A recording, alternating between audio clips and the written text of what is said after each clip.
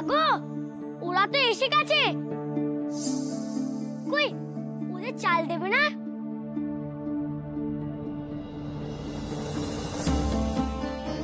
এত সহজে তো তোকে আমি চাল দেবো না লোকনাথ।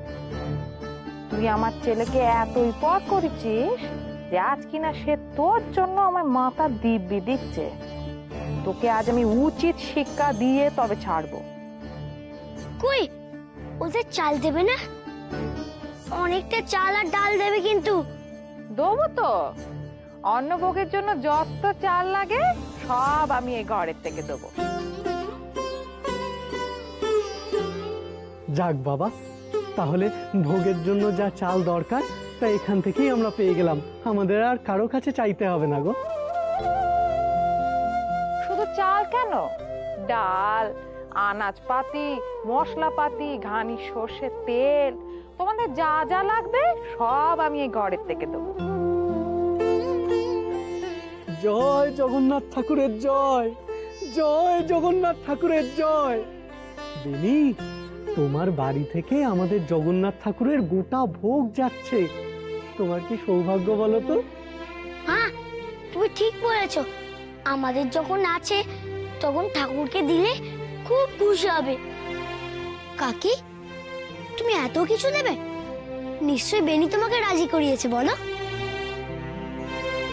তা তো বেনি আমায় রাজি করিয়েছে বটে, তবে আমার কিন্তু একখানা শর্ত আছে।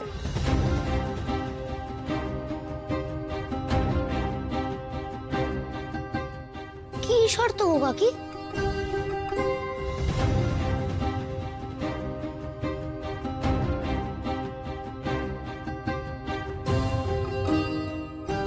শর্তখানা তো তোর সঙ্গে নয় রে লোকনাথ, তোর মায়ের সঙ্গে। বলো না সাবিত্রী, কি শর্ত তোমার? তুমি আমার এত বড় উপকার করছো, তোমার সব শর্তে আমি রাজি আছি, বলো। দেখো দিদি, অনেক কষ্টে খেটে খুটে আমার স্বামী এই শস্য মজুত করেছে, এ কি আর বিনি মাগনায় বিলিয়ে দেয়া যায়? তুমি বলো। এই দুর্ভিক্ষের দিনে চাল ডাল তেল সব এমনি পাচ্ছ, সেই না কত বলো? হ্যাঁ ঠিকই তো। তা এইসব বিনি মাগনায় ছেড়ে দেওয়া না আমার উচিত মনে হচ্ছে না গো দিদি। তুমি এক কাজ করো, তুমি দাম দে সব কিনে নিয়ে যাও, একবারে নগদা নগদি।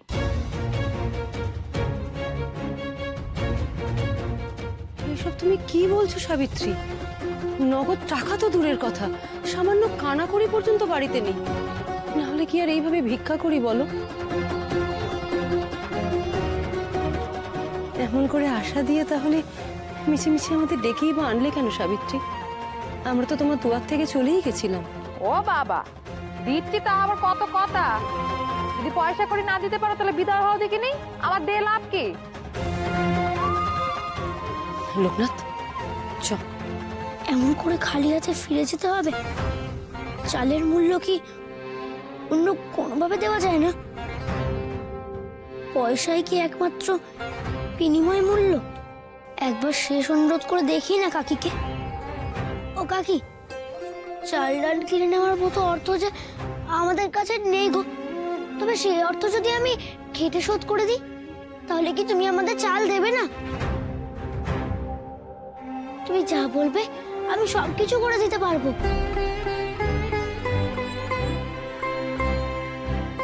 তুই কি বলছিস লোকটা? তুই কাজ করবি? কেন নয় বেনি? মানুষ তো পরিশ্রম করে উপার্জন করে, আর আমি যদি পরিশ্রম করে চাল ডাল সব জোগাড় করে দিই তাতে ভুল কি? যা বলবো সব করতে পারবি তো? সব পারবো, তুমি একবার বলেই দেখো না। বেশ তো, ওই যে দেখ, ওই গোলায় ধান আছে,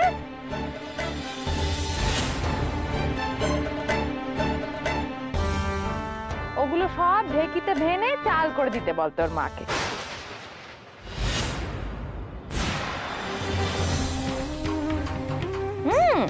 গায়ে গতরে খেটে শোধ করে দি।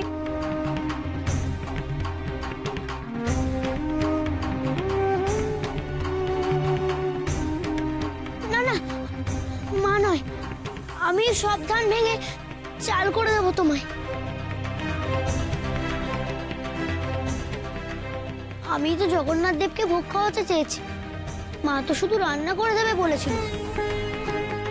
তুই কি পাগল হলি নাকি লোকনাথ? দূর বাবা, তবে তোমরা চাল ডাল কিচ্ছু পাবে না, আমি বলে দিল। না না, চাল ডাল আমাদের লাগবেই। মা তুমি কিচ্ছু ভেবো না, আমি সবকিছু করে দিতে পারবো।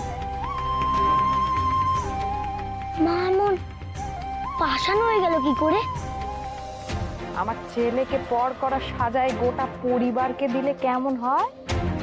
তাহলে হয়তো জীবনে আর বেনির দিকে ফিরে তাকাবে না, সেইটাই ভালো। ঠিক আছে, তাহলে যা, মায়ে পয়ে মিলে সব ধান বেনে ফেল। খবরদার, একটি কথা, বাইরের কেউ যেন হাত না লাগায় লোকনাথ। কি হলো বাচ্চা, মুখে কি কুরু পেটোছ নাকি? আরে রাজি কি? রাজি গো, খুব রাজি। বেশ তো, তবে যা, ওইখানে গোলা আছে, গোলায় যত ধান আছে সব ঝাড়াই বাছাই করে চাল বের করে ফেল।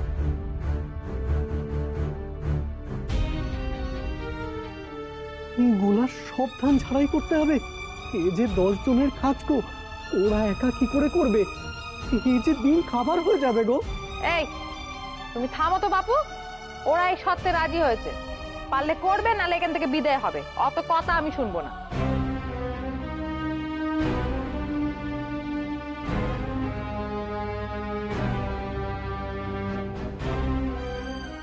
সাবিত্রী, বলছিলাম কি যে এই গোলায় যা ধান আছে তা ভাঙতে তো সারা দিন লেগে যাবে গো। এই যদি করি তাহলে ভগবানের অন্নভোগ কখন রান্না করবো বলো? সেই তো, আমরা সবাই মিলে হাত লাগালেও যে এক হাত বেলায় শেষ হবে না গো। সাবিত্রী দিদি, তুমি একটু বিবেচনা করে দেখো না গো। এই তুই থাম তো, কথা তো হচ্ছে আমার সঙ্গে লোক না, তার মায়ের। দেখো বাপু, আমি কিন্তু এত অজুহাত শুনতে চাই না। হ্যাঁ, হয় গায়ে গোটরে খেতে তুমি শোধ করে দাও, না তো চালের অর্থ তুমি দাও। তুমি তো আমার চাল দেবে বলে আমার জিপে করলে, তারপরও এমন কেন সত্য দিচ্ছ মা? এ তো অন্যায়। ও মা গো মা, আরে দুদিনের ছেলে তুই আমায় ন্যায় অন্যায় শেখাবি? আমি চাল দেবো তো বলেছি, কিন্তু মাগনায় দেবো তো আমি বলিনি। আর তোর প্রাণের সকাল লোক নাকি তো গায়ে গতরে খেটে ওই চাল জোগাড় করবে বললো। এই আকালের দিনে না মাঠে গিয়ে 7-8 মাটি কাটলেও না এক মুঠি চাল পাওয়া যাবে না, বুঝেছিস? কি ব্যাপার সাবিত্রী, লোকনাথরা সপরিবারে এখানে কেন? ওগো আমার পোড়া কপাল গো, দেখো না আমার ছেলেটার পিছনে এরা একেবারে পেউয়ের মতো লেগেছে। যেই বলেছি বেনিকে আমি ছাড়বো না, ও আমি ছুতো করে একেবারে বাড়ি এসে হাজির হয়েছে। তোমার ছেলেকে কেড়ে নেওয়ার জন্য আমরা এখানে আসিনি সাবিত্রী, আমরা এসেছি তোমার কাছে 2 মুঠো চাল ধার করতে। তুমি দিয়ে দাও, আমরা চলে যাব। ধার কি করে বলছো জানি না, জগন্নাথের অন্নভোগ রাঁধবে বলে চাল চাইছো, এইদিকে তার দাম মেটানোর ক্ষমতা নেই। ও বাবা, তবে কি করে হবে? আমরা কি পুরো গ্রামকে খাওয়ানোর ঠেকা নিয়ে রেখেছি নাকি? এই বাজারে চাল ধার দেওয়া যাবে না, আপনার বরং পথ দেখুন। যাদের মন এমন পাথর, তাদের কাছে কেন হাত পাচ্ছ কমলা দিদি? হ্যাঁ মা, আমরা যে ফিরে যাচ্ছিলাম সেই ভালো ছিল। ফিরে গেলে যে হেরে যাওয়া হবে গো শিব দাদা। মা যে সবাইকে কথা দিয়েছে জগন্নাথ দেবের অন্নভোগ রান্না করবে, তার কি হবে বলো তো? আর যদি পুজো না হয় তাহলে যে বৃষ্টিও হবে না। কিন্তু ভাই, আমরা 3 জন মিলে সারা দিন রাত কাজ করলেও যে গোলার সব ধান ঝাড়াই করতে পারবো না। তবু চেষ্টা যে আমায় করতেই হবে। সাবিত্রী কাকি, আমি আমি তোমার শর্তে রাজি গো। আমি আর মা ধান ঝাড়াই করে সব চাল বের করে দেবো। একদিকে ভালোই হলো, ধান ঝাড়াই করতে আমায় লোক লাগাতে হতো, তার বদলে ওদের দিয়েই হয়ে যাবে। ভালো বুদ্ধি বের করেছে বটে সাবিত্রী। ঠিক আছে, যা তবে কাজ শুরু করে দে, আমি নজর রাখছি। দাঁড়া লোকনাথ, একটা একটা করে বস্তা পেরে নি, তারপর দুজনে মিলে ধান ঝাড়বো। দাঁড়া। মামা দাঁড়াও দাঁড়াও, মামা দাঁড়াও, আমরা তো আছি, আমি আর শিবদাদা মিলে সব বস্তা নামিয়ে দেবো, তুমি কি একটু বসো না?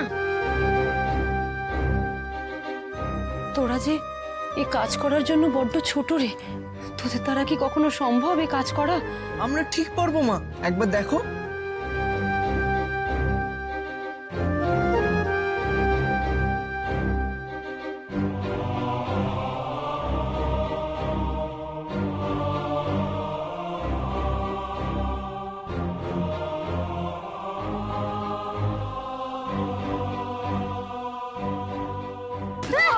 শিব, শিব কি হলো? কি হলো? কি হলো শিব?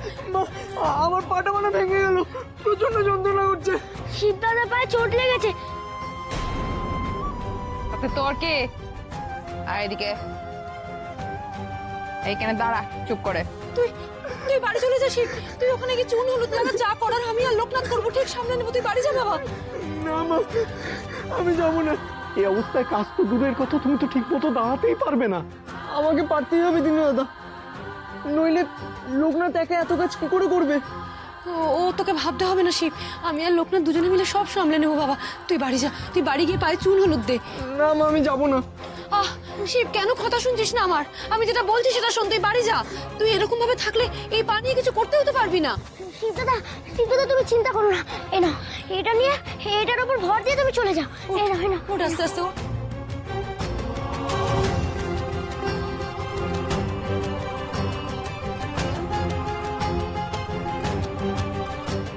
লোকনাথ, আমি তোমার সঙ্গে ধানের বস্তা নামাবো, চলো। খবরদার দিনু, আমার ধানের বস্তায় একদম হাত দিবি না, বলেছি না? এই কাজ শুধুমাত্র লোকনাথ আর ওর পরিবার করবে। ওরা চাল ধার চেয়েছে না, ওদেরকেই গতরে খেটে এই দাম শুধোতে হবে।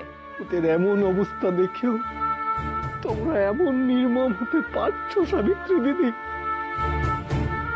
জানি না আমার কৃষ্ণ ঠাকুরের এ কেমন বিচার। চল লোকনাথ, মায়ের হয়ে যখন একবার কথা দিয়েছি, তখন এই কাজটা আমাদেরকে করতেই হবে। হায়, সত্যি যদি লোকনাথ আর কমলা কাকিকে সব ধান ছাড়াই বাজি করতে হয়, তবে যে আর কিছুতেই ভোগ রান্না হবে না। না না, আমি লোকনাথকে এত খাটতে দেবো না। আমার কথা আমার বাবা মা শুনছে না তো, আমি জানি কার কথা শুনবে, আমি তাকেই ডেকে আনি।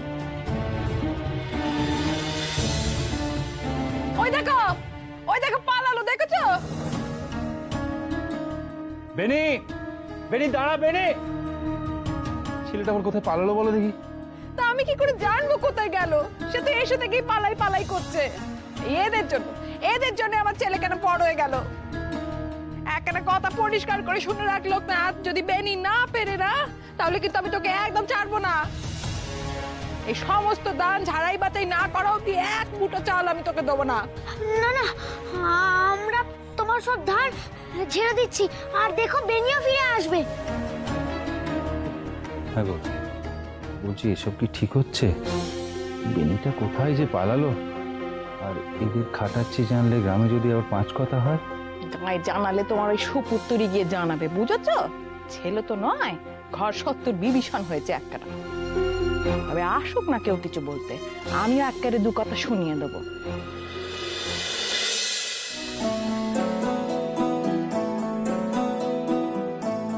আস্তে লোকনাথ, বড্ড কষ্ট হচ্ছে না রে বাবা? না মা, ঘেমেরে যে একেবারে স্নান করে গেছিস তুই। আরে তোমার এই আসলের ছোঁয়ায় আমার সব কষ্ট জুড়িয়ে গেল গো।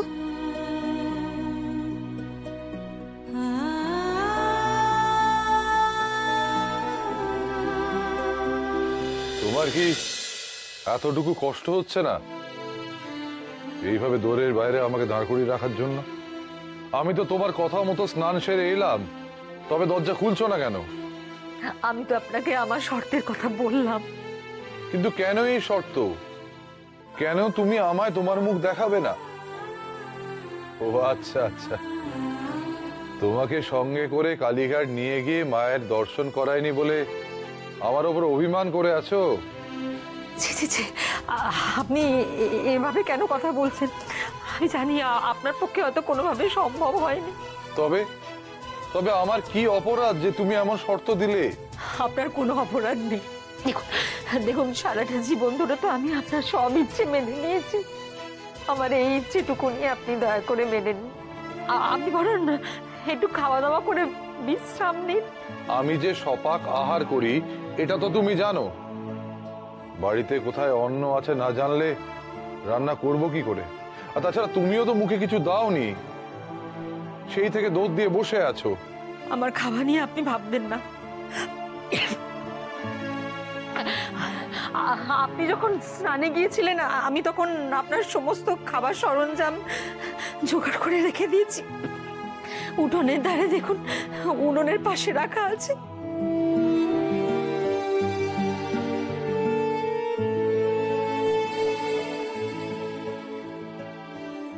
আমার খাবারের সমস্ত আয়োজন করে রেখেছো, অথচ নিজে একবারও সামনে এলে না। কেন এমন করছো ঈশ্বরই জানেন। সর্বমঙ্গলা, সর্বমঙ্গলা, সর্বমঙ্গলা, কি হয়েছে? তুমি এমন ভয়ঙ্কর কাশছো কেন? না না না, এই লক্ষণ তো ভালো নয়। নিশ্চয়ই বুকে শ্লেষা জমেছে। সর্বমঙ্গলা, দরজা খোলো, আমি ঔষধি পাতার ব্যবস্থা করছি। বেটে খেলে তোমার দুদিনে সেরে যাবে। আমি ঠিক আছি, আমি ঠিক আছি। ওই ঋতু পরিবর্তনের সময় তো, তাই হয়তো একটু বাতাস লেগে গেছে। আপনি আপনি খাওয়া দাওয়া করে একটু বিশ্রাম নিন। অনেকটা দূর পথ এসেছেন। গুরুদেব, গুরুদেব, গুরুদেব, গুরুদেব, কি হয়েছে বেনি? বাড়িতে সর্বনাশ ঘটে গেছে। কি হয়েছে?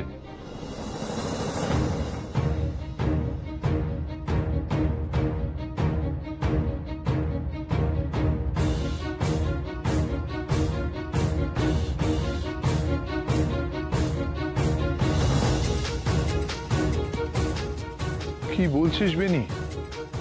বলরাম আর সাবিত্রী পুজোর ভোগের মূল্য চেয়েছে?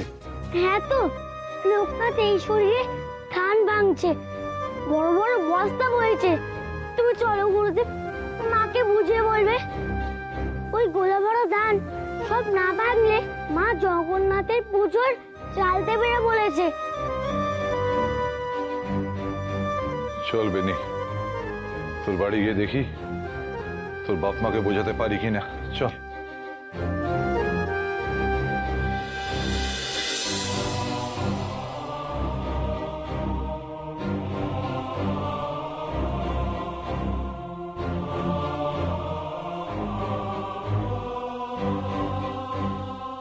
আপনি ফিরে আসে এই গা নয়, আমি সংকটে পড়েছি। কি যে করি এখন?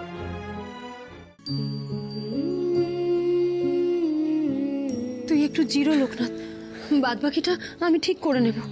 যা। চিরচেচে চলবে না গো মা, বেলা যে ঘুরিয়ে যাচ্ছে গো। হ্যাঁ ঠিক বলেছিস লোকনাথ, জিরবি পরে, তোরা আগে ধান কাটা শুরু কর দেখিনি। এইসব কি সারাদিন এই উটন জোড়া হয়ে পড়ে থাকবে নাকি? সন্ধে না আমার আগে সব শেষ করতে হবে, শুরু করে দে। শেষ কি করে করবে সাবিত্রী দিদি? এ তো গোটা বছরের ধান। কেন? তোদের লোকনাথ তো ভগবানের খাস লোক। ভগবান যা সহায়, তার পক্ষে কোনো কাজ অসম্ভব কি? তুমি চিন্তা করো না গো মা, সাবিত্রী কাকি তো ঠিকই বলেছে। ঈশ্বরের উপর ভরসা করে তো আমরা এই কাজে হাত দিয়েছি। আর গুরুদেব তো বলে বিশ্বাসের মেলাই বস্তু। ঈশ্বরের উপর ভরসা করে চলো, দেখবে তিনিই তার কাজ করিয়ে নেবেন। হ্যাঁ লোকনাথ, ঠিক বলেছিস।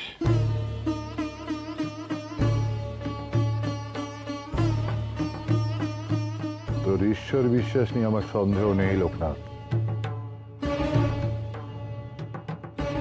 কিন্তু বলরামের ব্রাহ্মণত্বের ওপর আমার বিশ্বাস নড়ে গেছে।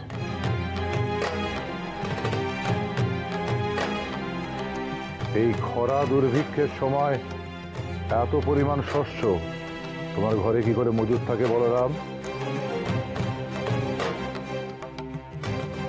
এ তো ব্রাহ্মণের উচিত কাজ নয়। তুমি ব্রাহ্মণ, দান তোমার ধর্ম,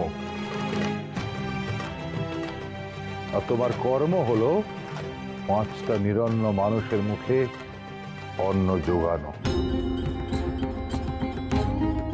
সেখানে তোমার স্ত্রী অন্নভোগের চালের পরিবর্তে লোকনাথ আর ওর পরিবারের সদস্যদের দিয়ে ধান ঝাড়াই বাছাই করাচ্ছে, আর সেটা তুমি প্রতিবাদ করছো না।